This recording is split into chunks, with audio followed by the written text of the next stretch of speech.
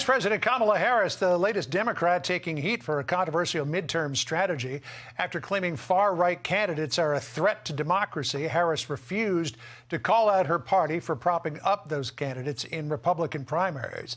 We'll show you what she said in just a moment. First, let's bring in Dan Henninger, deputy editorial page editor at the Wall Street Journal and a Fox News contributor. Dan, let's just set the table here, because President Biden has been making speech after speech declaring that so-called ultra-MAGA Republicans are a threat to this country, a threat to democracy. Yet at the same time, Democrats across the country in primary races have spent millions of dollars trying to get those so-called ultra-MAGA Republicans on the road to victory in those primaries. It might be a strategy for winning the midterm elections, but is it cynical or hypocritical at best?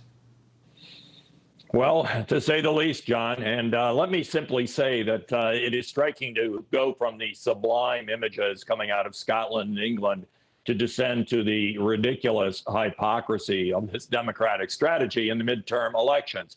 And, you know, the thing we have to note about it, I mean, essentially here they have been running ads in some of these midterms supporting Trump-supported candidates because they think they would be easier to defeat them in the general election.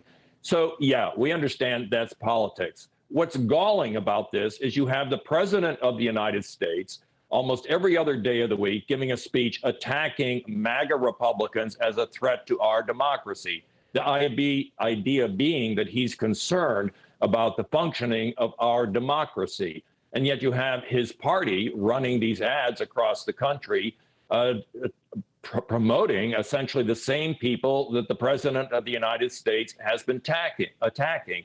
So the cynicism and hypocrisy of the Democratic Party, starting from the president of the United States on down, is really quite a spectacle in this midterm election. So a number of people have noticed what you're talking about here, Dan. One of them being Chuck Todd, the moderator of Meet the Press, who had Kamala Harris on yesterday and confronted her about it. Here was her response.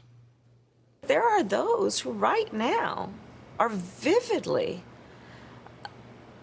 not defending our democracy. The President of the United States will speak up and raise the alarm about what this means to our strength and our future, much less our integrity. Should you leave the good Republicans alone in a primary?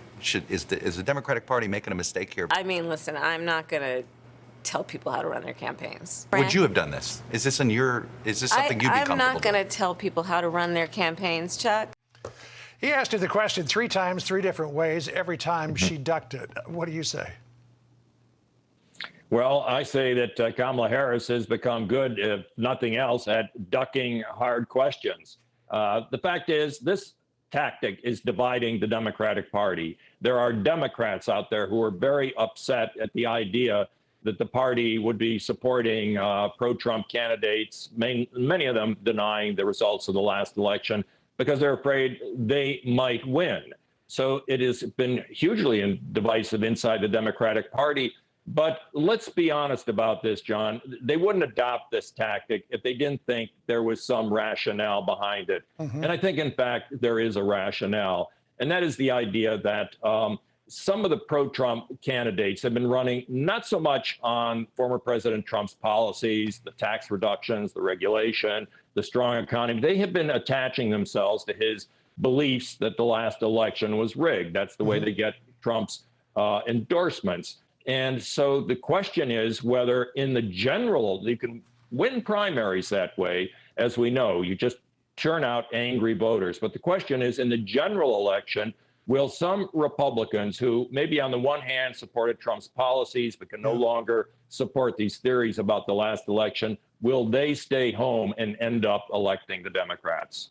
All right, a lot to chew over in the next 50-something days. Dan Henninger, good to have you on today to talk politics. Appreciate it. We'll see you again soon. Great to be with you, John. Hey, Sean Hannity here. Hey, click here to subscribe to Fox News YouTube page and catch our hottest interviews and most compelling analysis. You will not get it anywhere else.